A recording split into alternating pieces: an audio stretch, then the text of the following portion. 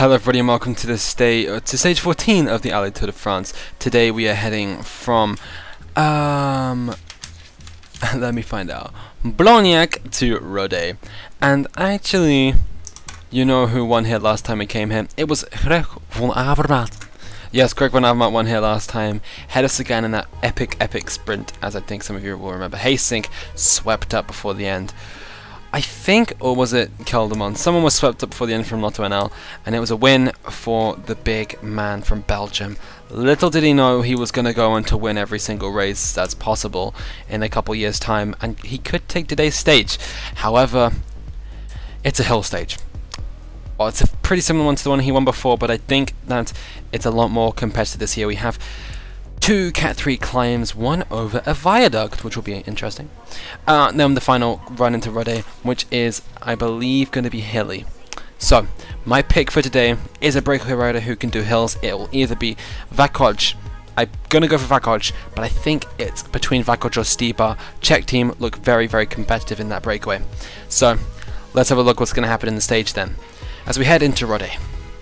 Hello, and welcome to the stage. Christian Prudhomme is about to drop that flag, bro, and it's gonna ignite what could be a very, very interesting breakaway game, where I assume we are going to be seeing a lot of riders go out. I'm gonna say the Czech team will be very, very much involved as we head out of Blagnac. We're roundabout in Toulouse, just pretty much an outskirt of Toulouse. We head to a place called Grenade. Who will go boom there? I'm going to predict, is Lars Bohm up here? If he is, I'm going to go crazy. Oh no! I was going to say, if Lars Bohm was in the breakaway as we rolled through a place called Grenade, that would have been pretty cool. I didn't expect Wellens to go in the break, but to be honest, I think Wellens could win. It's actually, Wellens versus Pantano looks to be the ultimate battle at this race so far. Actually, did Pantano win a stage at the ALLEZ All-Stars? Did he win that couple stage? I think he did. I take that back if I ever said he never won a stage. Because Pantano and Brambilla, if that's the case, they shared a breakaway role, not only on two former days in this race, but also in ALLEZ All-Stars, and that put Gianluca Brambilla in the red jersey. Wow. Okay. Tim Wellens leads. Tim Wellens leads in as you head to Pantano. I think this is Grenade, and if it is, I'm going to be very. I want to make some jokes, but it's probably not tasteful. Okay, this is Grenade then. We're out of Grenade now, and we head towards Albi, which is where Sagan won a couple years back in the Tour de France 2013, and we head towards a viaduct. The Côte de Viaduc de Vieux. That's one of our port of calls. And it's literally just looks like it's on a highway, and that's going to be interesting.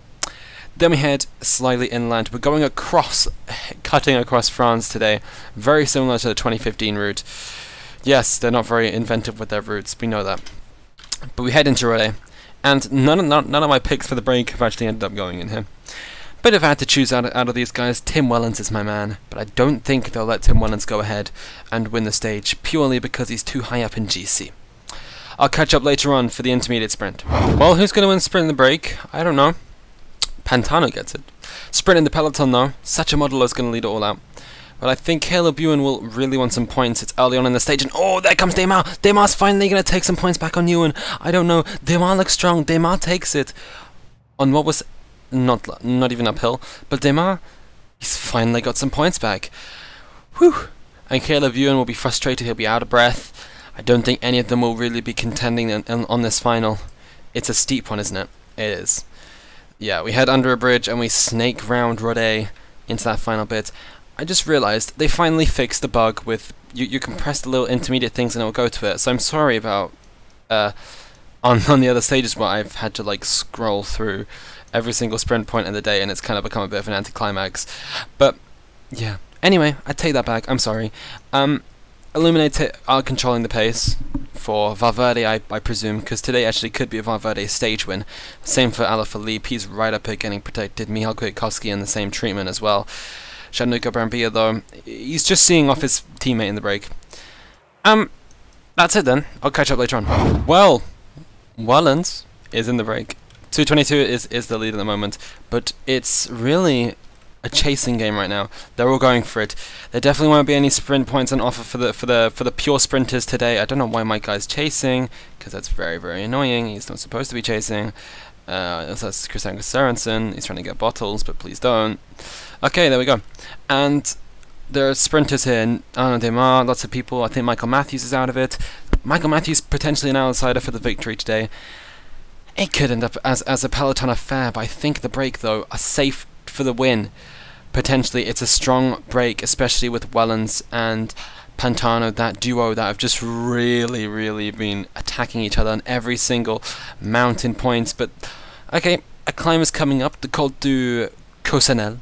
This could be a launch pad for maybe Tim Wellens. We know he likes a good attack. It didn't work out with a Longwy, and that's the most similar stage we've had to this one so far. And he's definitely going to hold that polka dot jersey, and Tim Wellens could be king of the breakaways by the end of the race. 1:42 now, it's getting close, and Ukraine are looking good. Bauke Mollema maybe for a stage win today. Didn't think he'd be good enough for hills for this, but maybe. Dan Martin as well is also right up here. Alaphilippe shows his cards. Alaphilippe attacks. Alaphilippe goes for it. Gilbert wants to try and follow, but he can't. They're going purely for the stage win, and Alaphilippe chases. Amador has to try and attack on to bring up the pace, and Alaphilippe looks strong, but he's held back. And there goes Wellens. I said it could be a launch pad for him. He wants extra time in GC, and he also wants a couple more green jersey points. Ara is trying to chase some, but he's cracked. What's happened to Fabio Ara in the past couple days? But the peloton is just being worn down every single moment of the race, and people are starting to move away, and it's becoming a bit of a GC attack now. And oh, Valverde looks good. Valverde moves to the front, and he takes things into his own hands and controls the race as a race leader should. Sergio now is attacking, despite the fact his teammate is in the break and looking towards a stage win, but I don't know if it's possible. Pantano will be licking his lips at a potential win today. Dan Martin will also look good in the peloton. Viviani moves up here for Sky. Brilliant job for him. He could actually get a stage win today if it all holds off for a sprint. No, Viviani's dead. Okay, I take that back. I don't think there's any real sprinters in this group. There's no one in top 10 in green that are real sprinters, and in fact the group is split up again. David de la Cruz is behind. Some BMC riders as well, and this is why you should not get. This is why you shouldn't just crack yourself before the end. Landa's behind. Landa has been having a horrible, horrible race so far. 20th in GC. Lots of people behind, but the real race is up and front. And let's head up there.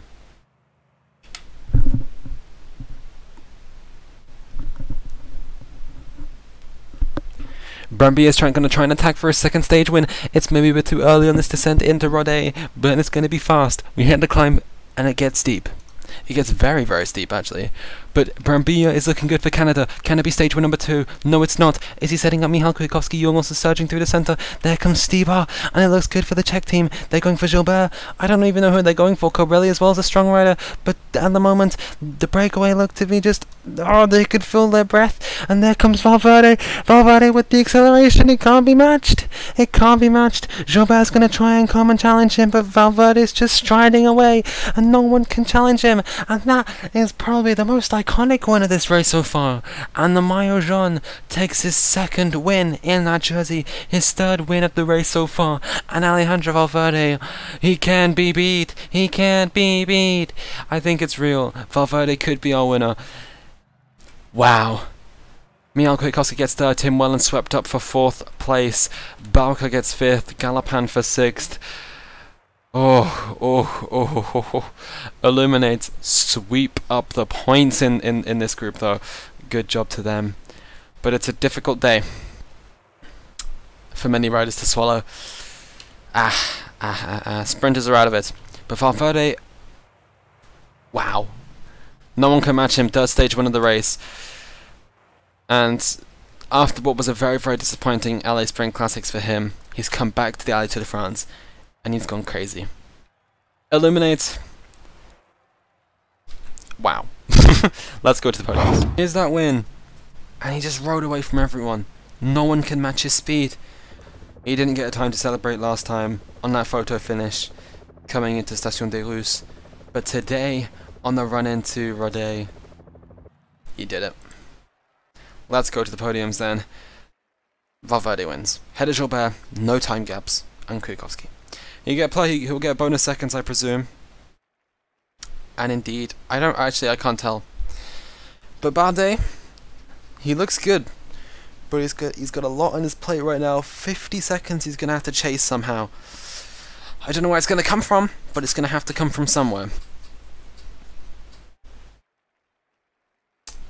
Mountains jersey. Wellens holds onto it with ease ahead of Pantano and Brambilla. No one's going to challenge Tim Wellens, I don't think. He's been so defensive at it. Maybe Brambilla could try to go for a breakaway, but there aren't many other breakaway days where you can just sweep up points, to be honest.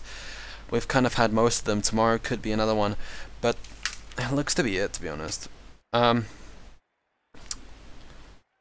Valverde is your new points leader, and Demar is in second. Well, that's interesting. Christoph in third, and Ewan in fourth. But Demar will be wearing it. That's interesting. Valverde could win green. There aren't that many sprint stages left, to be honest. We have about 3 left, but Valverde's just been so dominant. Bob Young was in white still, as we expected. Ryan Gibbons top 10 on the day. The young South African doing a brilliant job, and BMC, of course, now still leading team. Well, it's been a fierce day. It's been a competitive day, and a fast one too. Valverde's the winner, and there's no one who could really match him. I think everyone in GC's home safe. No real issues for lots of people. Yates, I know, was dropped. Yeah, just kind of minor GC guys have been dropped. Kirienko has been dropped, so he's going to lose his place in GC, which was about 20th place. Ye moves down into 22nd now. Pantano moves up a place. Yeah, pretty routine stage, if you ask me. But Valverde, good win. Good win, completely deserved. He's so dominant, isn't he? Well, is he going to win green? There are about 2-3 sprint stages left. One could be won by a breakaway, who knows? But I'll see you next time. Thanks for watching. Head on to Discord for full results.